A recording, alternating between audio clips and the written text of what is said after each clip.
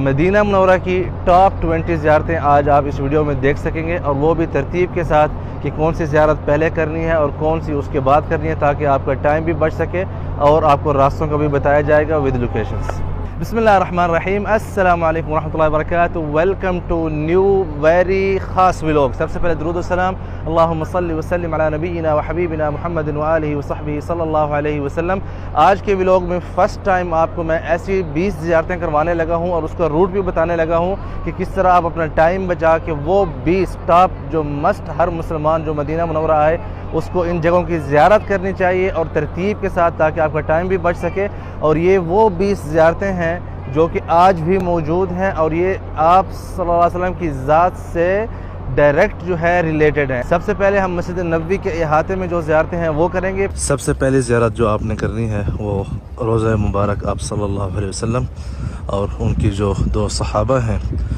ابو بکر صدیق رضی اللہ عنہ اور عمر بن خطاب رضی اللہ عنہ کی، اس کے لیے آپ نے تشریف لانا ہے، اور بغیر نماز کے اوقاتوں کے ہر وقت اوپن ہوتی ہے۔ آپ جب زیارت پر تشریف لائیں تو آپ کے پاس کچھ تھیلی ہونی چاہیے جس میں آپ اپنے جوتے رکھ سکیں،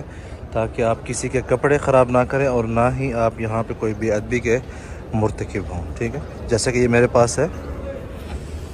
بسم اللہ۔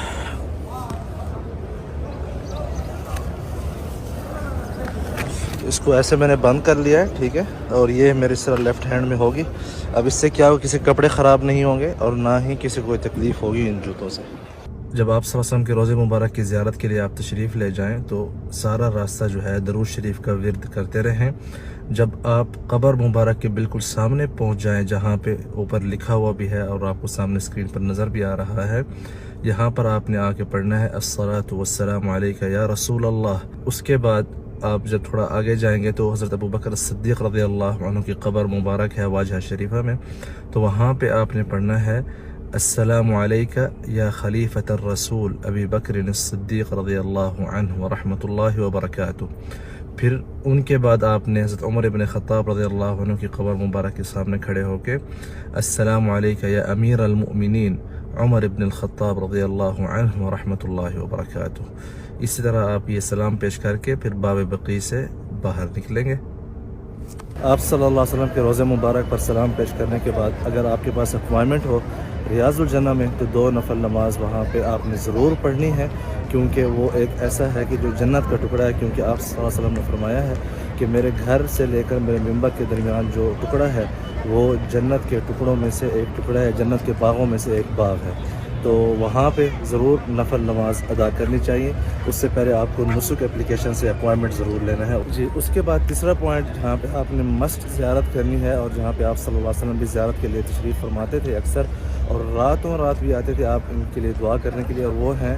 اہل بقیع، بقیع غرقد، جہاں پہ 10,000 سے زیادہ صحابہ کرام مدفون ہیں، اور آپ صلی اللہ علیہ وسلم کی ازواج مطہرات بھی یہاں پہ مدفون ہیں، اور سب سے بڑھ کر حضرت فاطمہ بنت محمد صلی اللہ علیہ وسلم رضوان اللہ علیہ وہ بھی یہاں پہ مدفون ہیں۔ تو اس کی جو زیارت ہے یہ صبح فجر کی نماز کے بعد اوپن ہوتی ہے، اور اسی طرح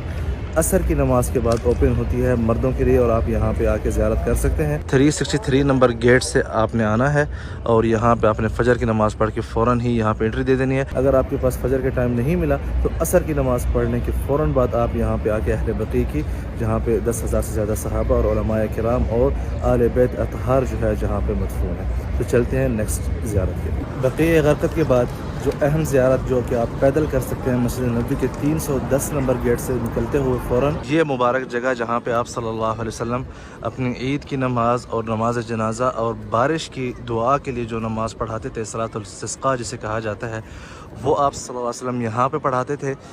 ایسے ہی کسی ایک دن بہت سخت دھوپ تھی اور آپ صلی اللہ علیہ وسلم یہاں پہ نماز استسقاء پڑھا رہے تھے صحابہ کے ساتھ، تو ایک بادل نے آپ صلی اللہ علیہ وسلم کے اوپر جو ہے سایہ کیا، تو اس لیے اس مسجد کا نام مسجد غمامہ مطلب بادل والی مسجد رکھا گیا بعد کے زمانوں میں۔ تو یہاں پہ آپ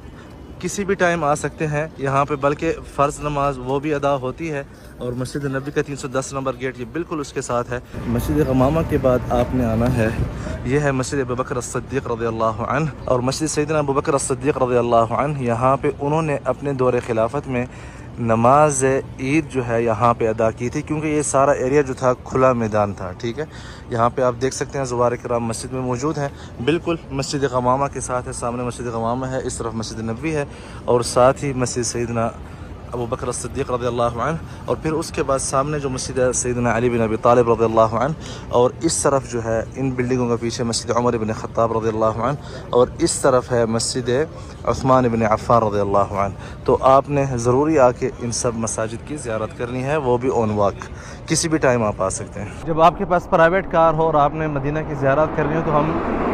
جس روٹ سے میں آپ سب کو لے جاؤں گا، اس سے آپ کا ٹائم بھی بچے گا اور آپ میکسیمم زیارتیں جو ہے وہ آپ ایک ہی دن میں کچھ گھنٹوں کے دوران کر سکتے ہیں. تو سب سے پہلے ہم جائیں گے اس روٹ سے، یہ ہے روٹ، اس کا نام ہے سلطانہ روڈ، اس طرف جا رہا ہے، اور یہ والا جو روٹ جا رہا ہے اس کو بولتے ہیں سید الشہداء، طریق سید الشہداء. ہم نے یہ والا روٹ اختیار کرنا ہے، اور آئیے جاننے کی کوشش کرتے ہیں کہ اس روٹ پر ہمیں کتنی زیارتیں ملیں گی اور کس طرح جو ہے ہم اپنا ٹائم بھی بچا سکتے ہیں اس طرح یہ والا روٹ استعمال کر کے. طریق سید الشہداء پر چلتے ہوئے آپ کو سامنے ایک سگنل آئے گا، سگنل کے بعد آپ کو ایک پیٹرول پمپ ملے گا جس کا نام ہے محطت الاستہلاک. اس کے بالکل لیفٹ سائڈ پہ آپ کو یہ مسجد ملے گی 2 قبوں والی، اس کا نام ہے مسجد الدرع. مسجد الدرع میں آپ صلی اللہ علیہ وسلم نے غزوہ احد کی طرف تشریف فرماتے ہوئے یہاں پہ جمعے کے دن قیام فرمایا، اور آپ نے یہاں پہ عصر، مغرب، عشاء کی نمازیں پڑھی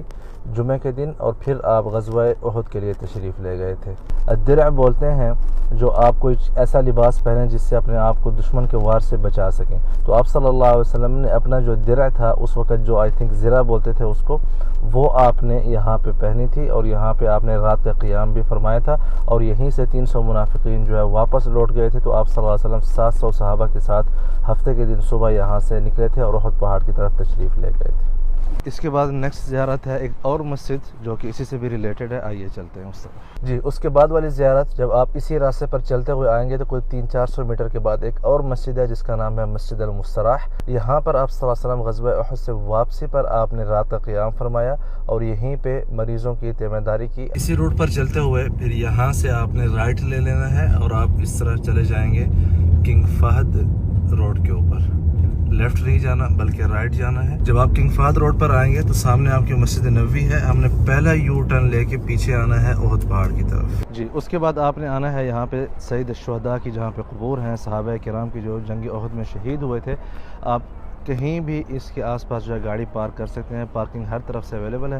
گاڑی پارک کر کے آپ آرام سے یہاں پر تشریف لائیں. یہاں پہ صحابہ کی قبور ہیں، آپ نے یہاں پر آ کے سلام پیش کرنا ہے. السلام علیکم اہل الدیار من المؤمنین انتم السابقون وإنا ان شاء اللہ بكم لاحقون نسأل اللہ لنا ولکم العافیہ. یہ آپ نے آ کے یہاں پہ سلام پیش کرنا ہے. اس کا مطلب یہ ہے کہ اہل ایمان آپ پر سلامتی ہو، آپ لوگ اللہ پاک کی طرف ہم سے پہلے چلے گئے ہیں، ہم اللہ پاک کی مرضی سے آپ لوگوں کے پیچھے لوٹ کے آ رہے ہیں. ہم اللہ پاک سے آپ کے لیے اور اپنے لیے جو ہے عافیت طلب کرتے ہیں. صحابہ کرام پر سلام پیش کرنے کے بعد آپ اس چھوٹی پہاڑی کے اوپر آ سکتے ہیں، اور یہ بھی ایک مطلب ہے کہ سیرت سے متعلق پہاڑی ہے. یہاں پر آپ صلی اللہ علیہ وسلم نے غزوہ احد کے وقت 50 تیر اندازوں کو اس پہاڑی کے اوپر مقرر کیا تھا کہ یہاں سے آپ لوگوں نے کسی بھی حال میں نہیں ہلنا. اور آپ دیکھ سکتے ہیں یہاں پہ ماشاءاللہ بہت سے مسلمان جو زوار کرام حج کے لیے آئے ہوئے ہیں وہ سارے اس پہاڑی کی زیارت کے لیے اس پہاڑی کے اوپر موجود ہیں، اور آپ اوپر اس چوٹی پر جا کے پورے مدینہ کا بھی مناظر دیکھ سکتے ہیں. سب سے بیسٹ ٹائم اگر آپ نے مناظر دیکھنے کے لیے آنا ہے تو پھر فجر کے بعد بھی بیسٹ ہے، اور جو مغرب سے تھوڑا پہلے ہے، اور رات کو اینی ٹائم جب آپ آئیں گے تو آپ کو سارا مدینہ جو ہے جگمگاتا ہوا نظر آئے گا اس پہاڑی کے اوپر سے. شہدائے احد کے بعد آپ یہاں احد پہاڑ کے اس دامن میں تشریف لائیں گے محلے کے اندر سے. اس جگہ کی لوکیشن آپ کو نیچے ڈسکرپشن میں مل جائے گی تاکہ آپ یہاں پہ بآسانی پہنچ سکیں، لیکن ترتیب آپ نے یہی فالو کرنی ہے. یہاں پہ ایک مسجد ہے جہاں پہ آپ صلی اللہ علیہ وسلم نے احد والے دن ظہر اور عصر کی اکٹھی نماز پڑھی تھی، اور یہاں پہ قرآن شریف کی آیات بھی اتری تھی. جی، اس کے بعد آپ لوگوں نے زیارت کرنی ہے باغ سیدنا عثمان بن عفان رضی اللہ عنہ کی، جو انہوں نے وقف کیا تھا مسلمانوں کے لیے جب پانی کی ضرورت تھی. تو یہ میرے سامنے آپ یہ باغ ہے، اور وہ کنواں ہے جس کو بئر روما کہا جاتا ہے. اگر سامنے آپ کو یہاں پہ جو کچی دیوار نظر آ رہی ہے اس کی بیک سائڈ پہ کنواں ہے. انشاءاللہ ابھی کام جاری و ساری ہے، یہ بھی کچھ عرصے تک سب زوار کرام کے لیے جو ہے کھل جائے گا. اور اگر آپ نے بیچ میں کوئی زیارت سکپ کرنی ہے تو آپ نے اس شیڈول میں جس طرح میں آپ کو لے کے جا رہا ہوں آپ نے اس کے بعد والی زیارت کو فالو کرنا ہے, کیونکہ یہ روٹ ہی اسی طرح بنا ہوا ہے. جو پہلی دفعہ آتے ہیں مدینہ ان کے علم میں نہیں ہوتا, تو وہ کیا